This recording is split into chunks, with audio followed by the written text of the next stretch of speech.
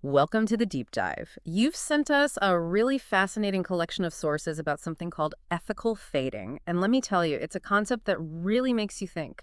Imagine this. You're a good person, right? You have strong morals.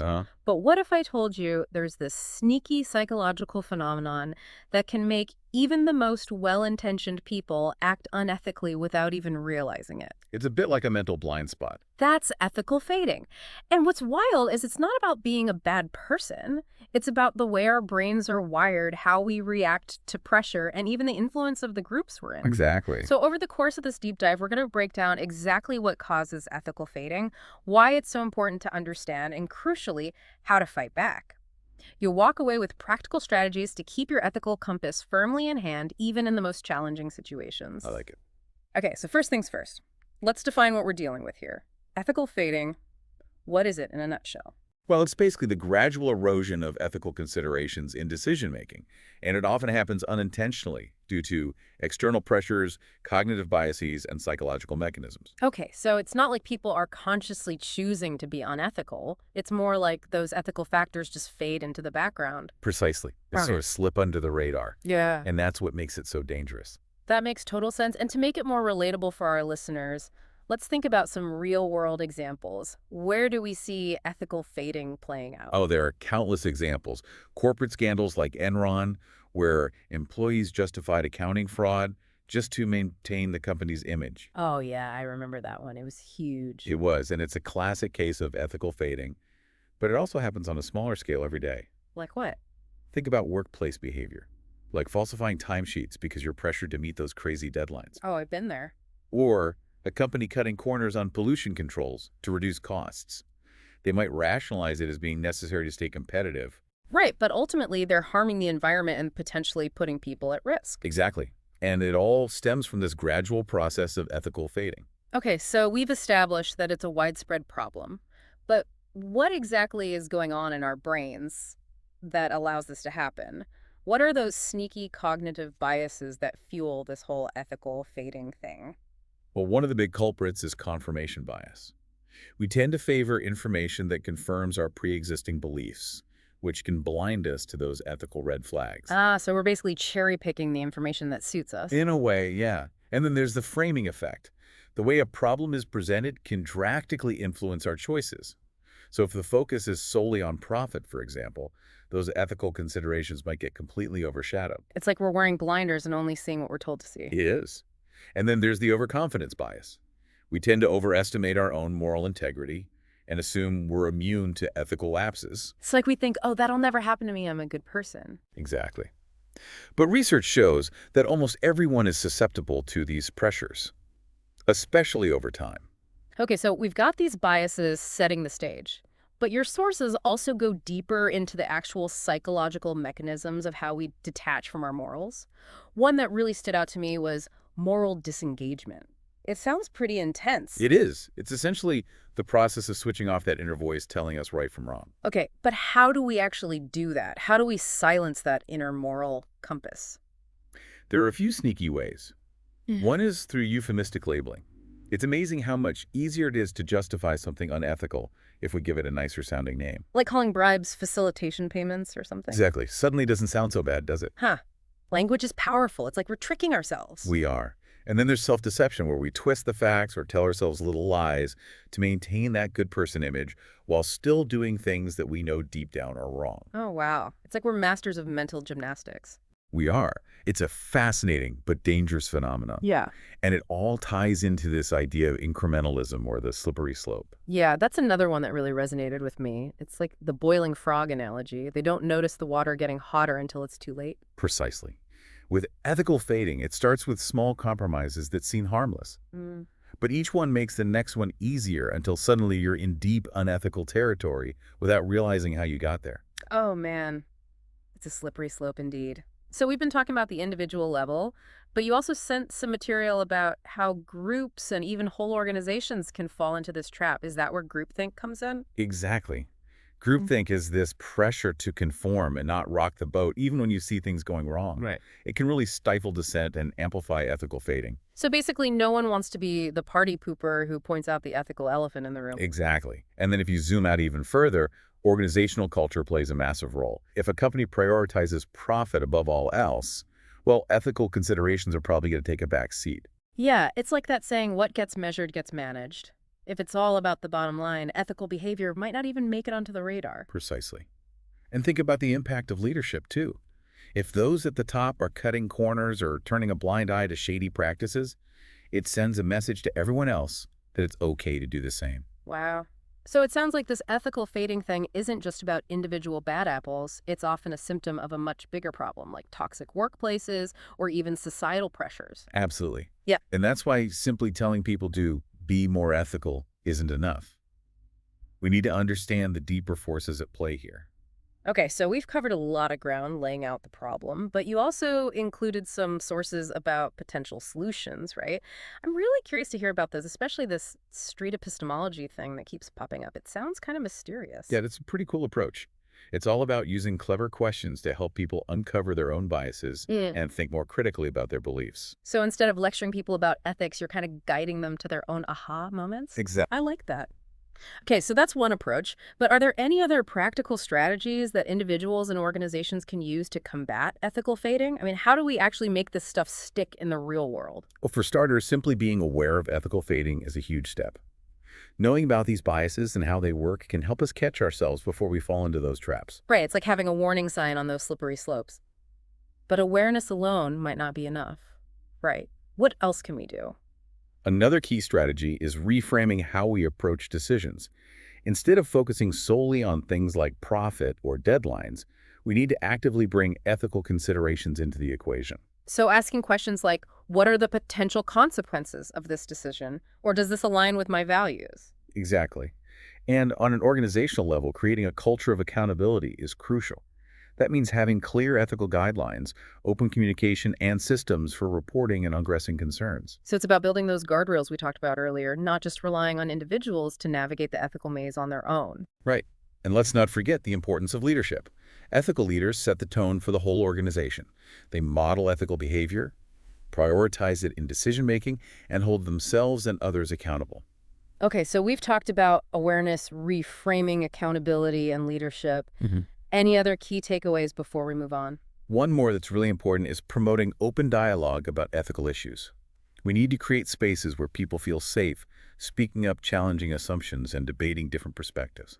I like that. It's about turning ethics into an ongoing conversation, not just a one-time training session. Exactly. And that's where street epistemology can be so valuable. It's about encouraging those open, honest conversations that can lead to real change. So we've covered a lot of ground here, but there's still so much to explore. We need to see how this ethical fading plays out in real-life situations and get more into the nitty-gritty of how to use these strategies. You're absolutely right. Let's dive into some specific examples and explore the practical applications of these ideas. Click subscribe. It's cheaper than hay and twice as fun. Okay. Which is like, interesting comparison. True hay is expensive, Yeah, it is. but is that really It's not really a selling point the best way to for a YouTube channel. sell a channel? I mean, I guess it's emphasizing the entertainment factor. Right. They're saying Hey, we're more fun than... we're more fun than hay, Yeah. than feeding cows. Yeah, and it's cheaper. Okay. So it's a win-win. Welcome back to our deep dive into ethical fading. It can feel kind of abstract when we're talking about biases and psychological mechanisms. So let's get down to brass tacks and see how this stuff actually plays out in the real world. Yeah, let's get concrete. I always find those real-world examples make things click. It's like, okay, that's what ethical fading looks like in action. Exactly. One of your sources focuses on this phenomenon in the context of corporate scandals. The Enron debacle is a textbook case. You had a culture obsessed with hitting financial targets no matter what. Didn't they end up cooking the books and engaging in all sorts of accounting fraud? They did. Employees were under immense pressure to maintain this illusion of success, and in that environment, ethical considerations just went out the window. It's a stark reminder of how greed and ambition can really cloud judgment, especially when everyone's caught up in the same narrative. Absolutely. And it's not just in those high-stakes corporate settings. Your sources also cover more everyday situations, like what happens in the workplace. Give me an example. Things like falsifying timesheets, or taking credit for others' work, or even turning a blind eye to safety violations. Right. It can be small stuff, but it can really poison a work environment. Exactly. Mm. It often starts with those seemingly minor rationalizations. I'm just making up for unpaid overtime, or if I don't speak up, someone else will. But as we've discussed, each compromise chips away at that ethical foundation. It's like death by 1,000 cuts. Precisely. And it's not just happening in boardrooms and offices either. Mm. One of your sources brought up a really interesting example about ethical fading and its environmental impact. Oh, yeah. What was that? It was this scenario where a manufacturing company, under pressure to cut costs and stay competitive, starts skimping on pollution controls. I can see how that happens, convincing themselves it's a temporary measure or downplaying the environmental harm. But in reality, they're putting profits ahead of the planet. It's those unintended consequences that really get me. They ripple outward, impacting not just individuals or organizations, but society as a whole. Exactly. It's a sobering thought. So with all these real-world examples in mind, let's circle back to something we touched on earlier, Street Epistemology, or SE. I'm really intrigued by this idea of using questions to help people become aware of their own biases. Yeah, it seems like a more subtle and maybe even more effective approach than just lecturing people about ethics. It is. One of your sources describes how SE could be used in a situation where, say, an employee feels pressured to meet an unrealistic deadline and ends up cutting corners on quality. So how would a street epistemologist approach that? Well, instead of lecturing the employee about ethics, they might ask something like, what would happen if everyone in your role prioritized speed over quality? What impact would that have on the company, its customers, and ultimately your own reputation? Those are some thought-provoking questions. It makes you stop and think about the bigger picture. Exactly. And another source highlights how SE can be incorporated into corporate ethics training programs. It's a much more engaging and impactful approach compared to just dry lectures about rules and regulations. I bet. It's like learning by doing instead of just listening passively. Exactly. It allows employees to grapple with real-world challenges in a safe environment. And one thing that really stands out about SE is how versatile it is. It can be applied in individual coaching sessions, group discussions, even conflict resolution. So it's a multi-purpose tool for promoting ethical awareness and decision-making. Precisely. And it brings us back to a key theme that runs throughout all your sources, the importance of fostering an ethical culture. It's not enough to simply rely on individuals to be ethically vigilant. We need systems in place, right? Sure. To support ethical decision-making. Absolutely. Our sources highlight a few organizational strategies that can really make a difference. First, you need clear and consistent communication of ethical values and expectations. It can't just be empty words. It has to be integrated into everything from the company's mission statement to performance reviews. It's about walking the walk, not just talking the talk. Exactly. And you need mechanisms for reporting and addressing ethical concerns. Employees need to feel safe speaking up when they witness wrongdoing without fear of retaliation. Whistleblowing is so important, but it only works if there are those clear channels for reporting and a culture that protects those who come forward. Couldn't agree more. And then there's the need for effective training programs that go beyond just outlining the rules. As we've seen, SE-based training can be really powerful in helping employees develop those ethical reasoning skills and recognize ethical fading in themselves and others. So it's a multi-pronged approach, combining individual awareness with organizational support. Exactly. But ultimately, doesn't it all come down to leadership? Oh, absolutely. Ethical leaders set the tone for the whole organization.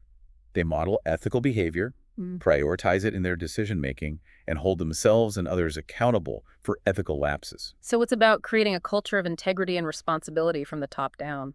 Now, as we wrap up this part of our deep dive, I want to leave you with a final thought to ponder. It's easy to point fingers at those who've fallen prey to ethical fading. But how often do we examine our own decision-making with that same critical lens? Ooh, that's a good one. It's easy to assume we're immune to these biases. But the reality is we all have blind spots and we all face pressures that can cloud our judgment. That's exactly it. And that's why the tools and strategies we've discussed today are so valuable. By developing that awareness, cultivating critical thinking skills, and pushing for supportive environments, we can all make more ethical choices and contribute to a more ethical world. And I think that leads perfectly into the final part of our deep dive, where we'll explore those individual strategies for navigating ethical dilemmas and building a more resilient ethical compass. Wait a second. I'm not real. Then who's been stealing all my podcast snacks? Uh-huh. Okay, that's good. That's actually pretty clever. All right, so we've explored this whole slippery slope of ethical fading and how those unconscious biases and external pressures can lead us astray even when we have the best of intentions. We've seen real-world examples and talked about how organizations can foster a more ethical culture. But now let's get down to the personal level here. What can you, the listener, do to navigate those tricky, ethical gray zones you're bound to encounter in your own life? Yeah, that's the million-dollar question, isn't it? It's like we need a moral GPS to help us find our way. Right, but where do we even begin? These biases we've been talking about, they're so subtle and sneaky. It's like trying to catch smoke. Well, one of your sources calls it moral mindfulness. It's about cultivating a habit of questioning your assumptions, recognizing potential conflicts of interest, and really considering the ethical implications of your choices, even the small ones. So basically having that little voice in the back of your head saying, hold on a second, is this really the right thing to do? Exactly. And honestly, sometimes just slowing down your decision-making process can make a world of difference. Ethical fading thrives on those quick reactions and gut instincts. So pause, reflect. Uh-huh. Maybe even get a second opinion from someone you trust. Exactly. And speaking of tools to help you pause and reflect, one of your sources had this great suggestion about creating an ethics checklist. Ooh, I like that. Sort of like a pre-flight check for your moral compass. Exactly. It could include questions like, am I being transparent and honest here? Could this decision potentially harm anyone? Would I be comfortable with this being on the front page of the newspaper? Things like that. Having those questions written down would really force you to think things through systematically. It would. And it brings us back to that reframing technique we discussed earlier. Remember how the way an issue is presented can totally influence our decision? Well, you can actually use that to your advantage. How so? By consciously reframing situations to bring those ethical considerations front and center. So instead of asking, how can I maximize profit this quarter? You might ask, how can I make decisions that benefit both the company and all of our stakeholders in the long run? Oh, I see. So you're shifting your perspective to bring ethics into the equation. Exactly. It's like putting on a new pair of glasses. I like that analogy. It makes it so clear. Now, another thing your sources emphasize is the importance of your circle, the people you surround yourself with. Oh, absolutely. Find those mentors or role models who really embody ethical behavior, people who inspire you to be your best self. It's like having a moral support system, right? People you can bounce ideas off of and get honest feedback from. Exactly. They can help you stay true to your values. Yeah. But what about those situations where you're facing pressure to compromise your ethics? Like, what if your boss is pushing you to do something that just feels wrong? Oh, that's a tough one. It is. But one of your sources suggests practicing those difficult conversations in advance. Imagine yourself calmly and assertively explaining your ethical concerns to your boss. It's like a dress rehearsal for those high-stakes ethical moments. Exactly. And, you don't have to have all the answers right away. Sometimes simply voicing your concerns and asking for more time to think things through can be enough. It can definitely shift the dynamic. So we've talked about personal awareness, reframing, finding mentors, having the courage to speak up. But what about those larger systemic issues that contribute to ethical fading? Can one person really make a difference in a culture that's all about the bottom line? It's a valid question, and it can feel daunting. But one of your sources puts it beautifully. One voice might get silenced, but a chorus of voices is harder to ignore. Never underestimate the power of raising concerns, advocating for change, and finding allies within your organization. So it's about chipping away at that culture from within, even if it's a gradual process. Exactly. And remember that Street Epistemology toolkit we talked about. Those thought-provoking questions can be incredibly effective in opening up conversations and helping people see things from a different perspective. Right. It's not about lecturing or preaching. It's about guiding people towards those aha moments of ethical awareness. And who knows, maybe you'll spark a chain reaction of positive change within your company. That's the goal. And as we wrap up this deep dive into ethical fading, I will leave you with this final thought. Maintaining your ethical integrity is an ongoing process. It's not a one-time achievement. It requires constant vigilance, self-reflection, and a willingness to challenge both yourself and the systems around you. It's a journey, not a destination. But armed with the tools and strategies we've explored together today, you'll be well equipped to navigate the ethical complexities of our world with confidence and integrity. Thanks for joining us on this deep dive.